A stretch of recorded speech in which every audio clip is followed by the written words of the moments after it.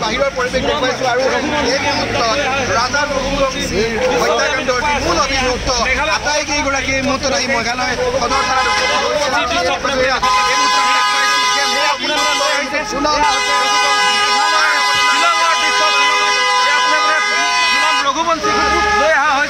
আৰু আজি ৰঘুবংশী যাতে ৰখোৱা হ'ব ইয়াত ৰখোৱাৰ পাছতে তেওঁলোকক পুনৰ